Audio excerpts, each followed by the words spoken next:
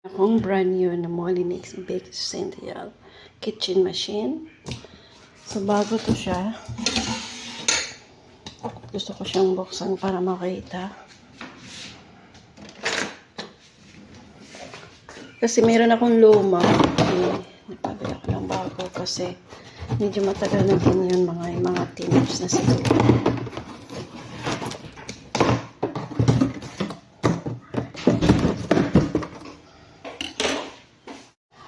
Subuksan natin. Pagka-organic po.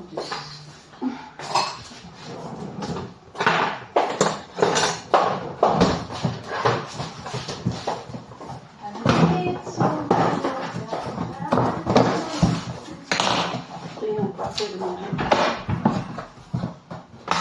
Ayan. Ito yung carton mo sa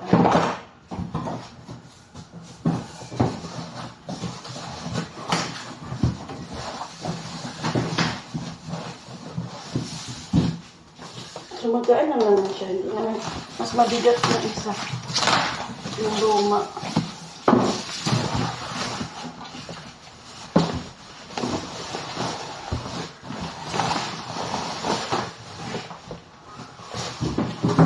Molinix.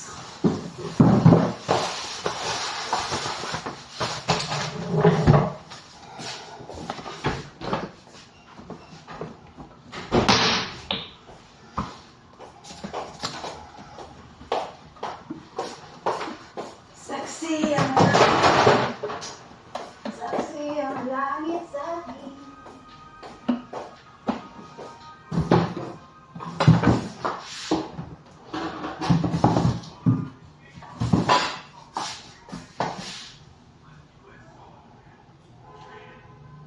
Medyo nahirapan ako.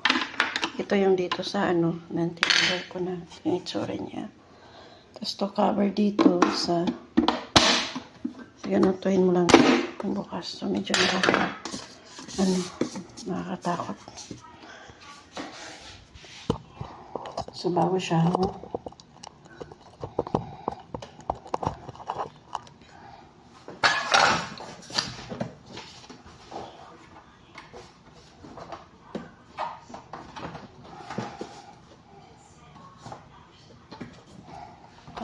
basahin natin dito.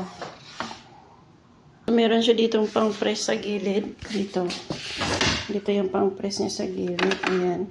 So, kung i-up mo siya, kailangan mo siyang i-press pa. Pasok.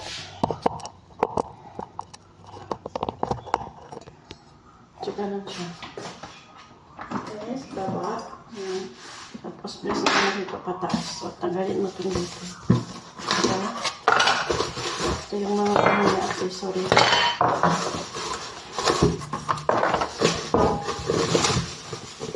Yan siya. Stainless din naman siya.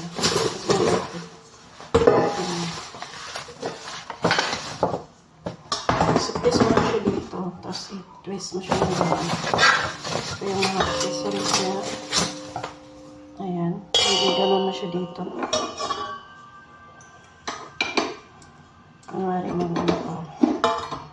gagawa ka ng ayan, ganun siya. Tapos, twist mo lang siya down. Press inside, tapos up, then pwede mo siya tanggalin, pwede din hindi. Pero huwag na rin tanggalin kasi dapat para hindi siya lalabas pag once pa nagpapang ka natin. Meron dito isa.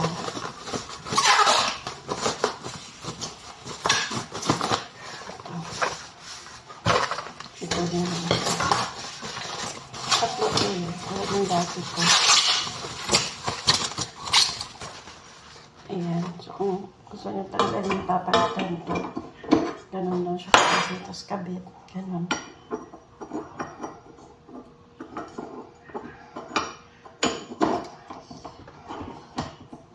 Ganun siya.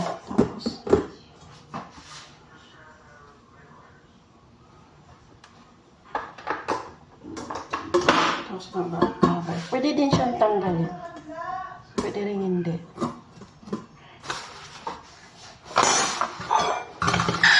So, takpan mo na lang siya para hindi naman siya mapano.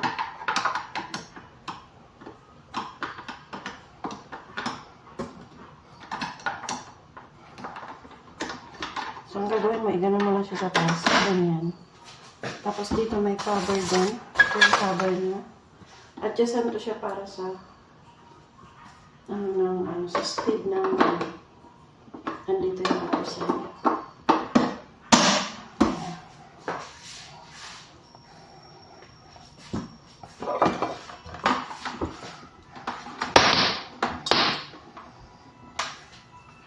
So, dyan natin siya ikakabit kasi mas malapit siya sa katawan niya.